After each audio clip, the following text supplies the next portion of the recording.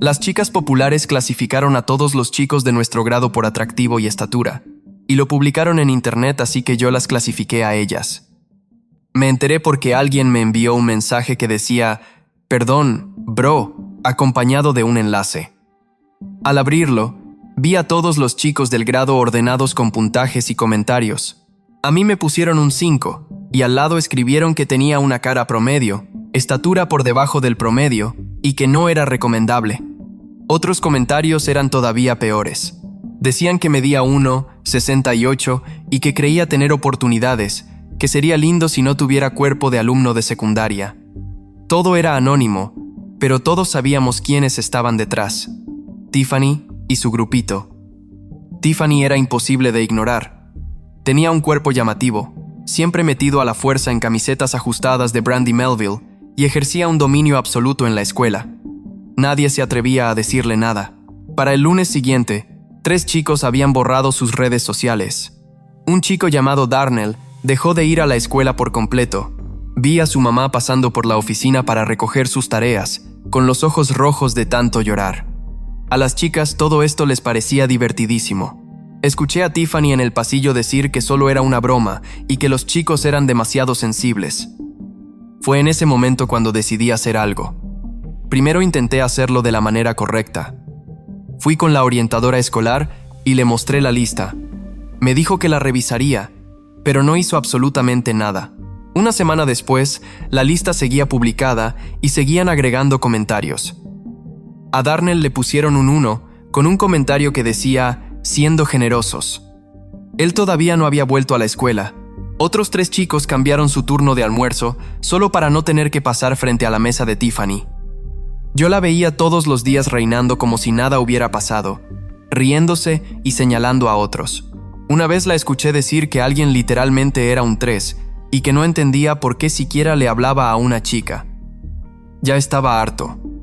La enfrenté en su casillero, entre clases, y le dije que la lista estaba haciendo daño, que Darnell no venía a la escuela desde hacía 2 semanas y que tenía que bajarla.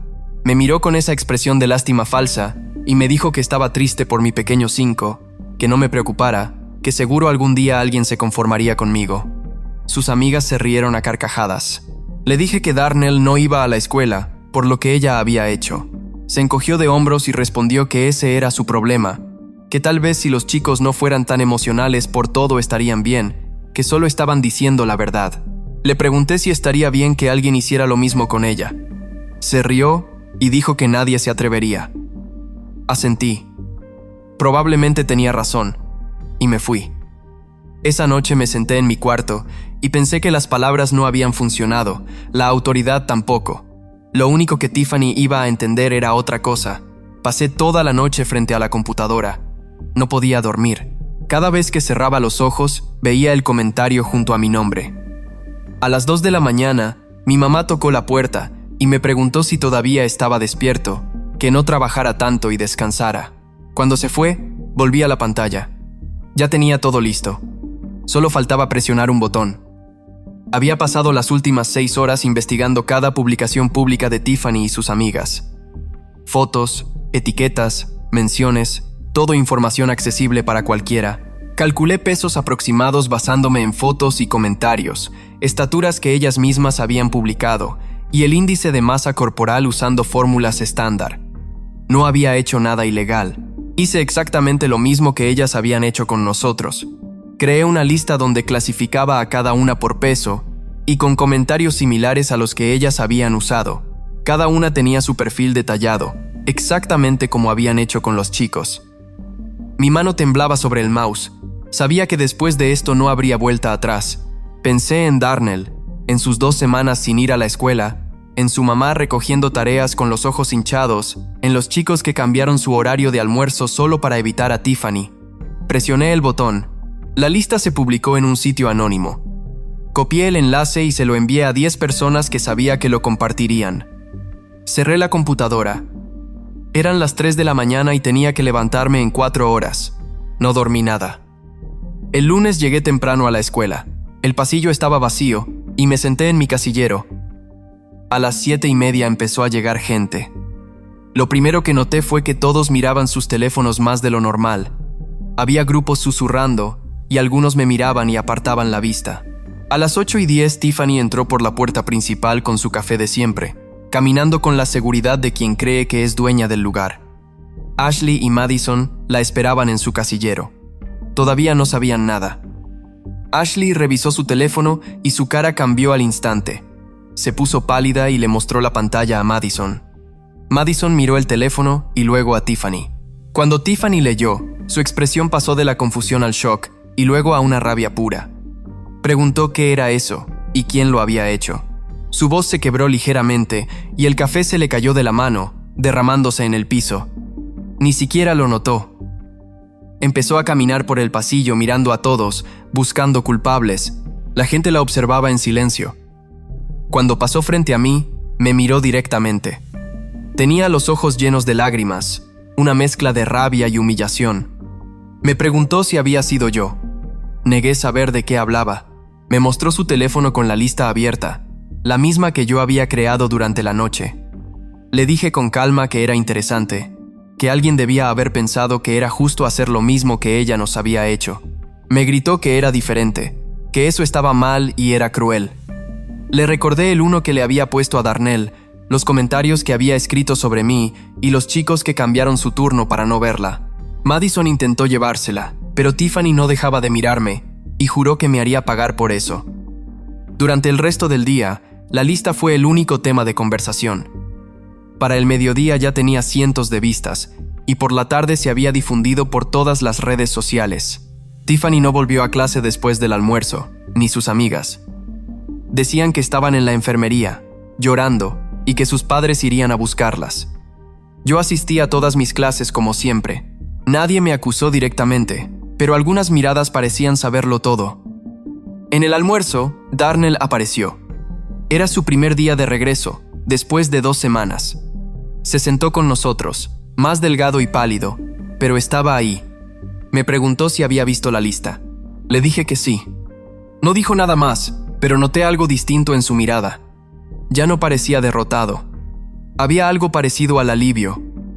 Después de clases, la orientadora escolar me llamó a su oficina. Era la misma que 2 semanas atrás me había prometido revisar la primera lista y no había hecho nada. Me pidió que me sentara. Yo obedecí. Ella cerró la puerta y se sentó detrás de su escritorio. Me preguntó si sabía por qué estaba allí. Respondí que no. Entonces mencionó la nueva lista, la que clasificaba a las chicas por peso, y me preguntó directamente si yo tenía algo que ver. Le dije que no podía crear algo cuya existencia desconocía. Me advirtió que no me hiciera el gracioso, que el asunto era serio, y aseguró que Tiffany Morrison estaba devastada y que sus padres estaban considerando acciones legales. Le respondí que me parecía interesante, que cuando Darnell estaba devastado y dejó de ir a la escuela durante 2 semanas, ella no hubiera hecho nada. Que cuando 3 chicos cambiaron su turno de almuerzo para evitar ser humillados, tampoco movió un dedo. Pero ahora que Tiffany lloraba, de repente todo era una emergencia. La señora Henderson se tensó y dijo que eso era diferente. Le pregunté por qué. Si era porque los padres de Tiffany tenían dinero, porque ella era popular, o porque ahora sí lo consideraban acoso. Ella respondió que lo que estaba pasando ahora era bullying y que no lo tolerarían. Me levanté de la silla y le dije que entonces tampoco deberían haber tolerado lo que Tiffany hizo, pero lo hicieron. Que no podían sorprenderse de que alguien decidiera darles su propia medicina. Me ordenó que me sentara, pero le dije que yo ya había terminado y que, a menos que tuviera pruebas de que yo había hecho algo, no tenía razón para retenerme allí. Salí de su oficina sin esperar respuesta. Mi corazón latía con fuerza. Nunca antes le había hablado así a un adulto ni me había enfrentado a la autoridad de esa manera. Sin embargo, algo había cambiado en mí. Ya no era el chico que aceptaba humillaciones en silencio. Ya no era el 5 de cara promedio y estatura por debajo del promedio. Era alguien que había tomado el control. Esa noche mi teléfono explotó de mensajes. Gente que sabía, o creía saber, que yo había sido el responsable. Algunos me felicitaban, otros me advertían que tuviera cuidado. Varios me pedían que borrara la lista. No respondí a ninguno. Solo observé cómo los números seguían subiendo. 5,000 vistas, 8,000, 10,000. La lista se había vuelto viral no solo en nuestra escuela, sino también en colegios vecinos. Algunos la compartían como un ejemplo de justicia poética, otros la condenaban como una venganza tóxica. A mí ya no me importaba. Ya estaba hecho. A las 11 de la noche recibí un mensaje de un número desconocido diciendo que sabía que había sido yo y que iba a destruirme. Decía ser Tiffany. Bloqueé el número. 5 minutos después, llegó otro mensaje desde un número diferente, con amenazas de demandas y consecuencias. Bloqueé ese también. Y el siguiente. Y el siguiente. Recibí 7 mensajes desde 7 números distintos, todos con amenazas. Finalmente apagué el teléfono y traté de dormir. Tenía la sensación de que aquello apenas estaba comenzando. El martes por la mañana llegué a la escuela esperando caos y no me decepcioné. Había 2 patrullas de policía estacionadas frente a la entrada principal. La directora Mittel hablaba con 2 oficiales y con los padres de Tiffany. Su madre gritaba algo sobre acoso cibernético y responsabilidad legal. Pasé junto a ellos sin hacer contacto visual y nadie me detuvo. Dentro del edificio, el ambiente era distinto. La gente hablaba en voz baja y los grupos se dispersaban cuando aparecía algún profesor.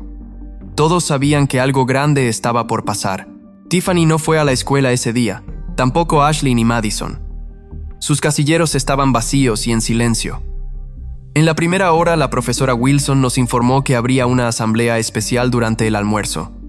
Dijo que la asistencia sería obligatoria y que el tema sería el ciberacoso y sus consecuencias. Añadió que esperaba que todos lo tomáramos en serio, mientras me miraba directamente. Sostuve su mirada sin pestañear hasta que ella fue la primera en apartarla. Durante el receso de la mañana, un chico de último año se me acercó. Se llamaba Marcus y jugaba fútbol americano. Normalmente no hablábamos. Me preguntó si había sido yo. Le dije que no sabía de qué hablaba. Me respondió que sí lo sabía, que la lista había sido genial, que Tiffany y su grupo llevaban años haciendo lo mismo y que alguien tenía que pararlas. Me advirtió que tuviera cuidado, porque los padres de Tiffany tenían abogados caros y no se detendrían ante nada. Le agradecí la advertencia y se fue. 2 minutos después, una chica de segundo año me detuvo en el pasillo. No sabía su nombre. Me dijo que su hermano había estado en la lista original y que dejó de comer durante 3 semanas después de leer los comentarios. Solo quería darme las gracias. Le dije que no había hecho nada, pero ella insistió en que sí, y que muchos lo agradecían. Durante la clase de matemáticas me llamaron por los altavoces para ir a la oficina del director. Todos en el salón me miraron mientras recogía mis cosas y salía. En la oficina estaban el director Thompson, el oficial Ramírez, mis padres y yo. Mi madre se veía preocupada y mi padre tenía el ceño fruncido. El director me pidió que me sentara y hubo un silencio incómodo. Luego dijo que había acusaciones serias sobre mi posible participación en la creación de una lista que circulaba en redes sociales y que clasificaba a estudiantes por su peso. Le pregunté si tenían pruebas. El oficial explicó que estaban investigando la fuente original y que el sitio tenía registros de direcciones IP.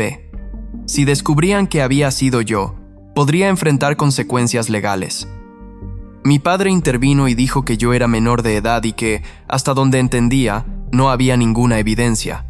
El oficial respondió que el ciberacoso era un asunto serio.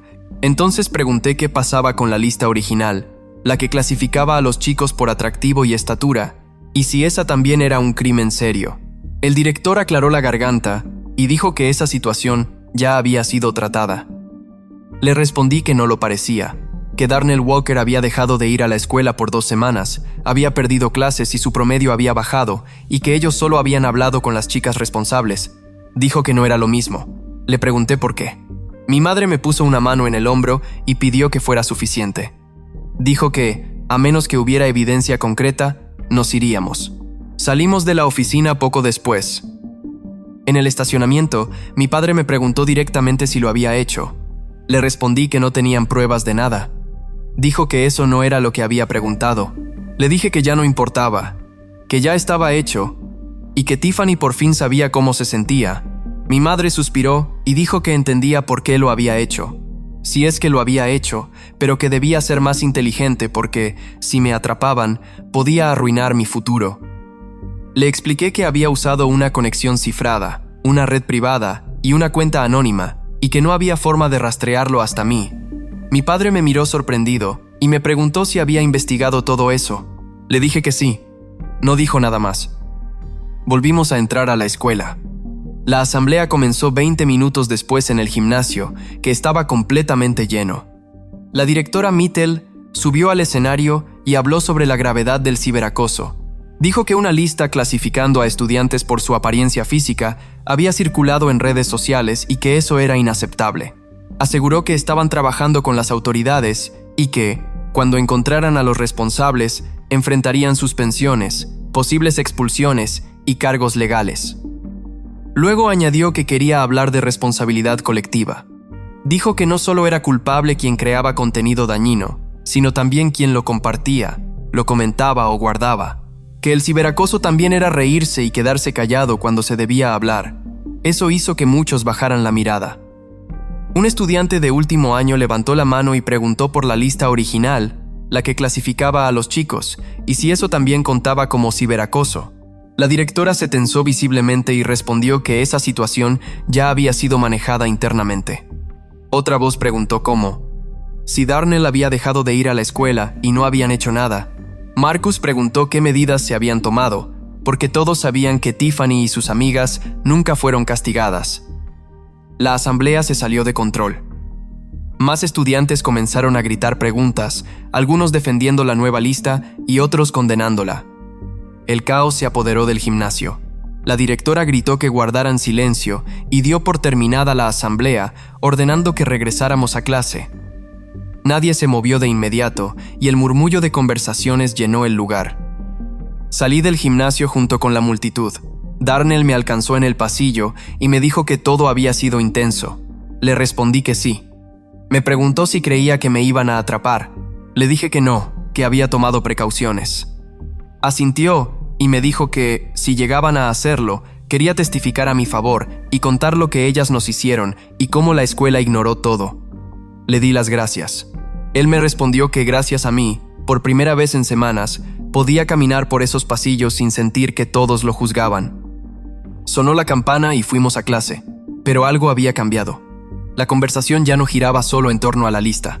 Ahora se hablaba del doble estándar, de cómo la escuela protegía a ciertos estudiantes y dejaba a otros a su suerte. Para el final del día, una petición ya circulaba por toda la escuela, exigiendo que se aplicaran las mismas consecuencias a Tiffany y a su grupo por la lista original. Cuando llegué a casa, ya tenía más de 200 firmas. Esa tarde revisé las noticias locales en mi teléfono. Había un artículo titulado «Escuela local enfrenta crisis de ciberacoso tras lista viral». Mencionaban la nueva lista, la investigación policial y las posibles consecuencias legales. En medio del texto, casi escondido, aparecía un solo párrafo mencionando la lista original y el contexto que lo había iniciado todo. No era suficiente, pero era un comienzo. Mi teléfono vibró con un mensaje de un número desconocido, advirtiéndome que esto no terminaría bien para mí. Bloqueé el número. 2 minutos después, llegó otro mensaje desde otro número, diciendo que los padres de Tiffany habían contratado a un investigador privado y que me encontrarían. Bloqueé ese también, y el siguiente, y los 10 que llegaron después. Tiffany estaba desesperada, y eso era bueno. La gente desesperada comete errores, y yo estaba esperando exactamente eso. El miércoles por la mañana tomé una decisión. Ya no iba a esconderme. Llegué a la escuela con una carpeta bajo el brazo. Dentro llevaba capturas de pantalla de la lista original con fechas y horas, testimonios escritos de estudiantes afectados, correos electrónicos que había enviado a la orientadora escolar 2 semanas antes, denunciando la situación, sus respuestas prometiendo investigar y pruebas de que nunca hizo nada. Fui directo a la oficina de la directora Mittel.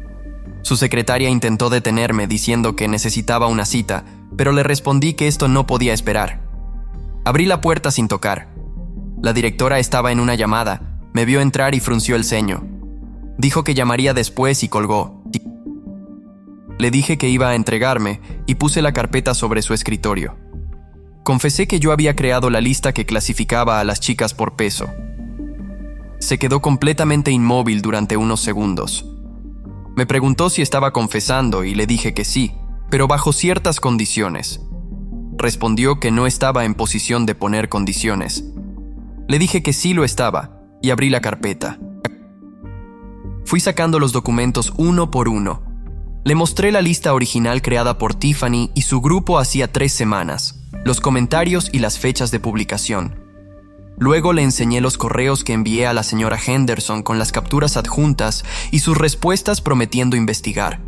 Finalmente, le mostré la evidencia de que la lista siguió publicada durante 2 semanas más sin ninguna consecuencia. Me preguntó qué era lo que quería.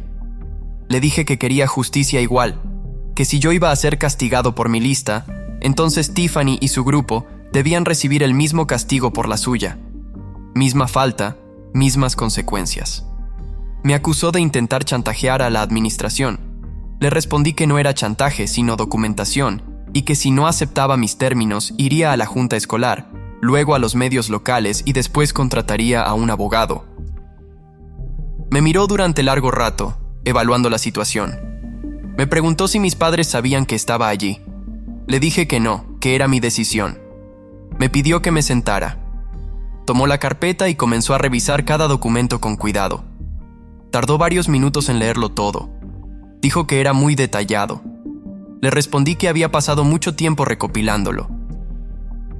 Me preguntó por qué confesaba ahora, cuando podría haber seguido negándolo. Le dije que no se trataba de esconderme, sino de exponer la hipocresía. Que la escuela solo había actuado cuando los padres con dinero se quejaron, pero cuando Darnell sufrió, no les importó. Admitió que eso era exactamente lo que había pasado. Cerró la carpeta y se recostó en su silla. Dijo que, si aplicaba las mismas consecuencias a ambos grupos, habría problemas, porque los padres de Tiffany eran donantes importantes de la escuela. Le respondí que entonces tendría que decidir qué era más importante, el dinero o hacer lo correcto. Dijo que no era tan simple. Le respondí que sí lo era. En ese momento tocaron la puerta. Era el oficial Ramírez, avisando que los padres de Tiffany estaban allí y querían una actualización.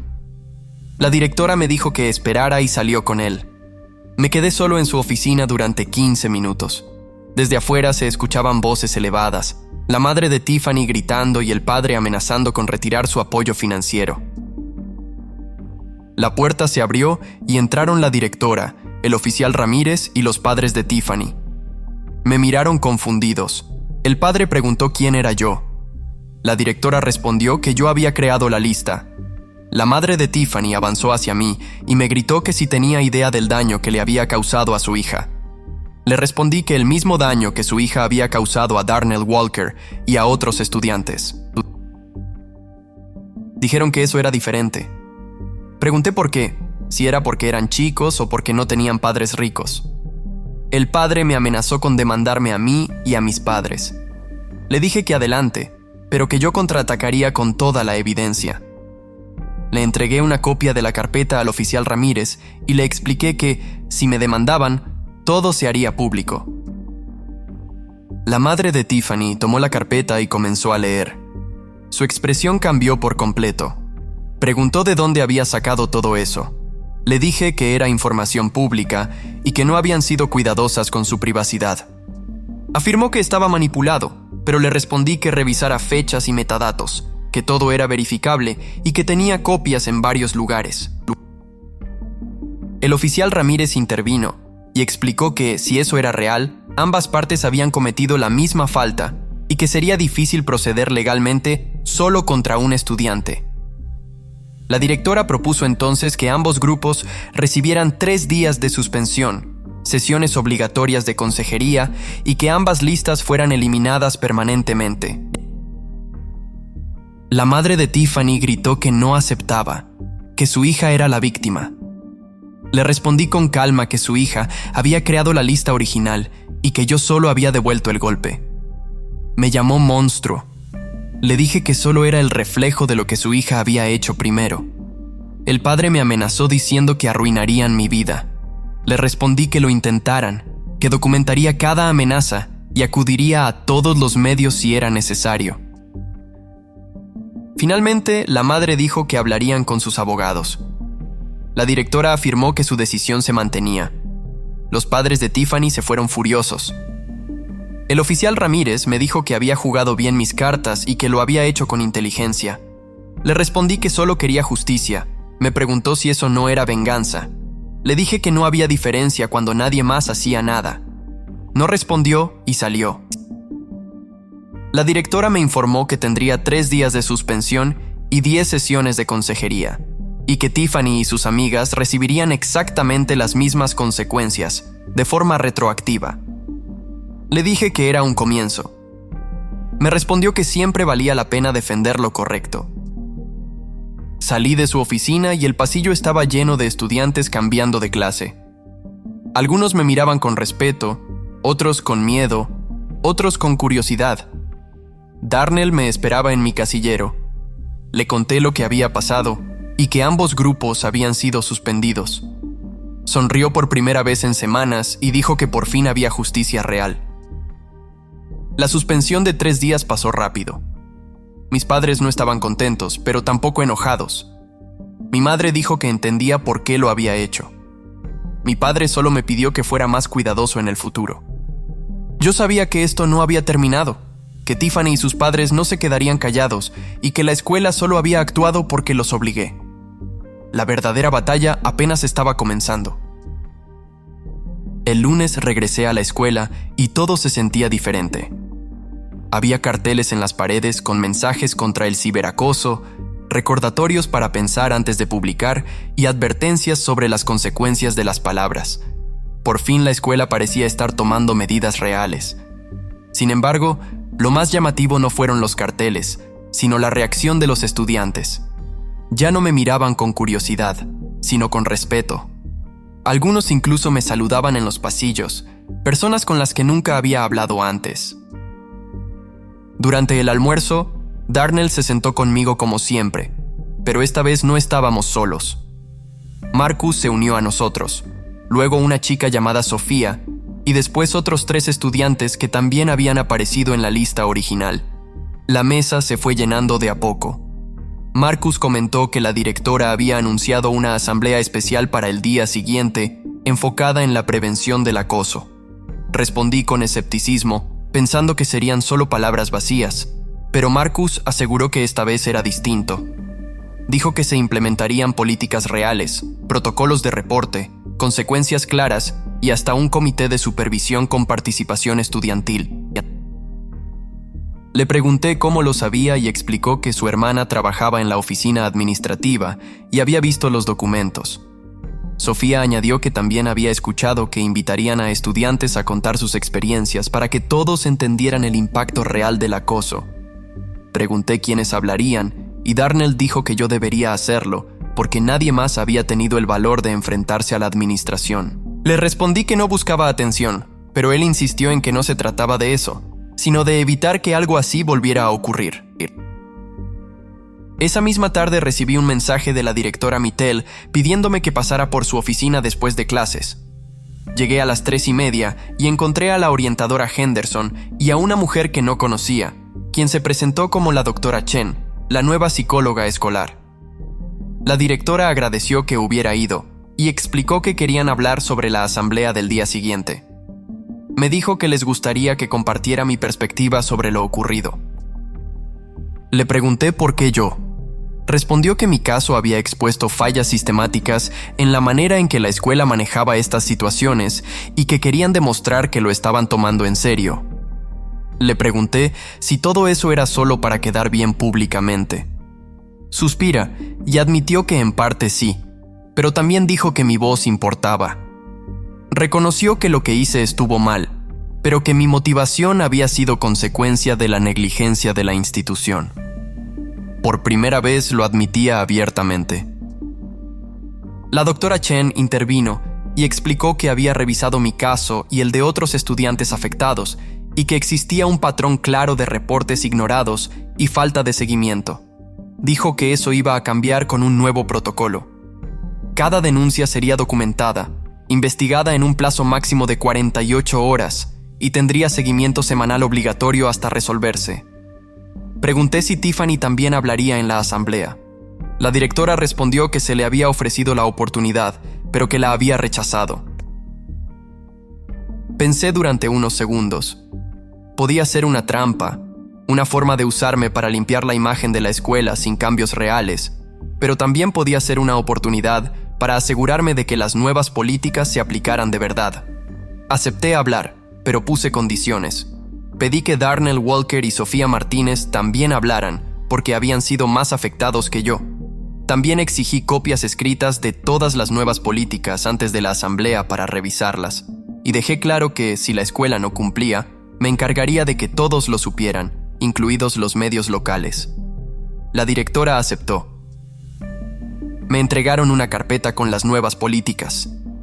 Eran 10 páginas de protocolos detallados, procedimientos claros, plazos específicos, consecuencias definidas para el acoso y, lo más importante, consecuencias para la administración si no actuaba adecuadamente.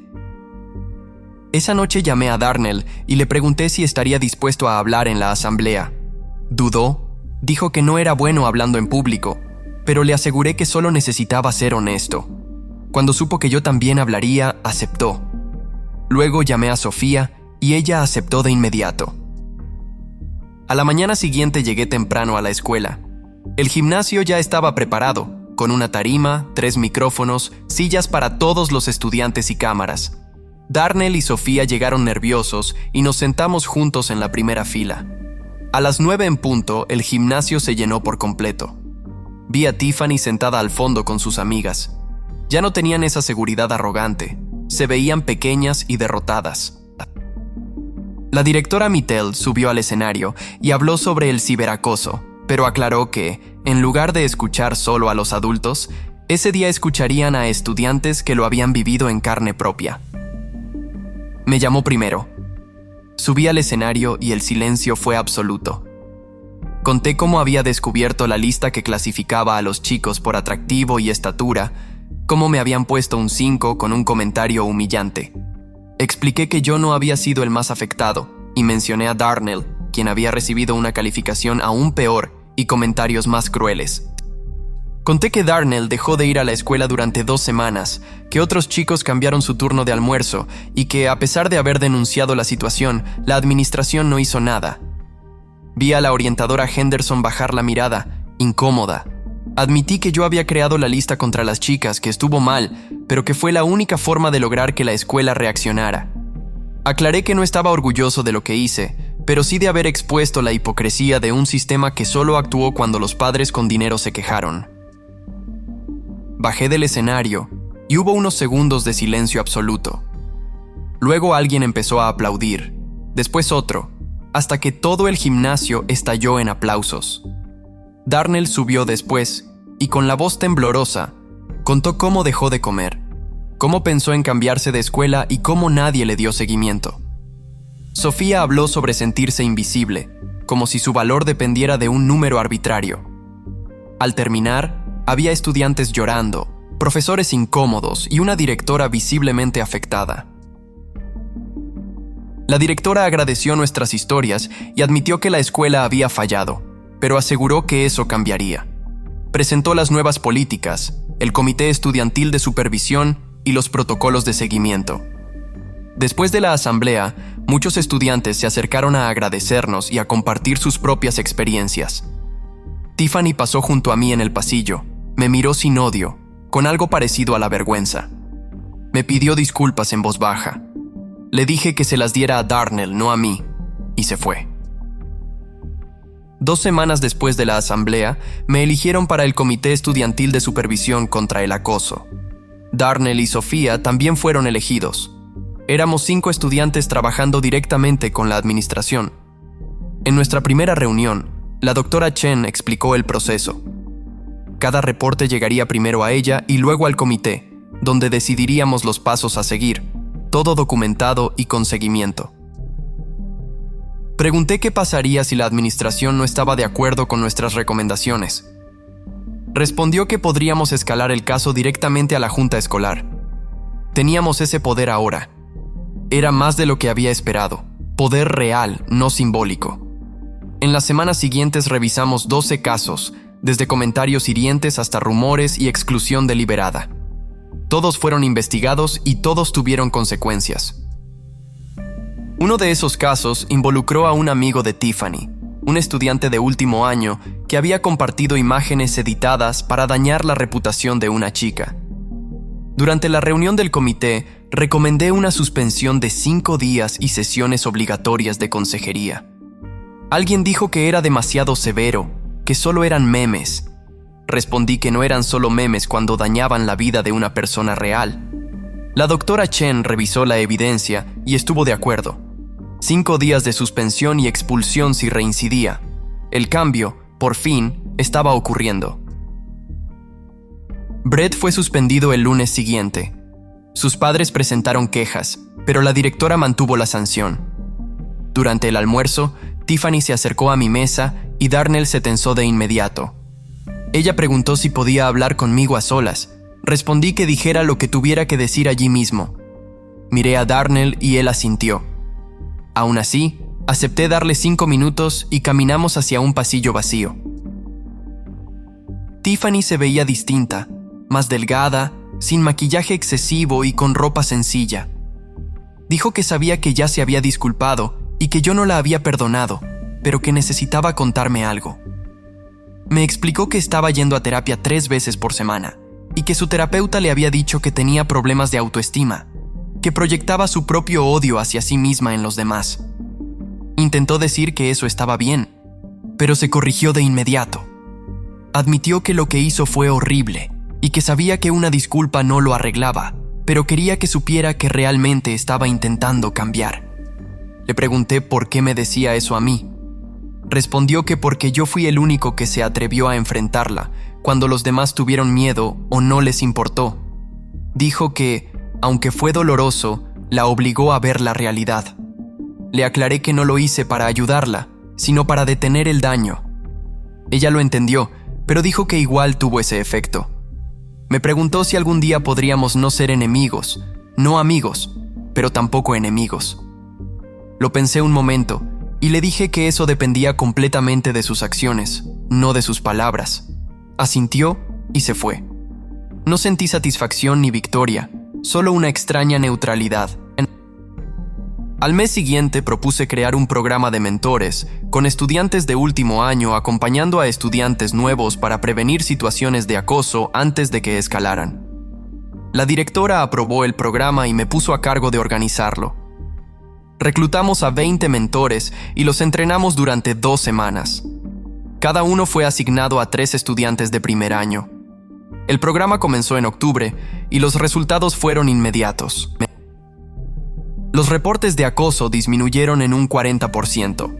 Los estudiantes nuevos tenían a alguien en quien confiar, alguien que entendía el ambiente escolar. Marcus se unió como mentor, Sofía también, e incluso algunos antiguos amigos de Tiffany se inscribieron porque querían ser parte del cambio. En noviembre, un periódico local publicó un artículo sobre nuestro programa. Entrevistaron a Darnell, a Sofía y a mí. El título era Estudiantes transforman la cultura escolar tras crisis de ciberacoso. La historia se volvió viral en redes sociales locales y otras escuelas comenzaron a contactarnos para preguntar cómo implementar programas similares. La directora Mittel organizó una conferencia e invitó a representantes de 5 escuelas del distrito. Darnell y yo presentamos nuestro modelo, explicamos cómo funcionaba el comité, cómo entrenábamos a los mentores y cómo documentábamos los casos.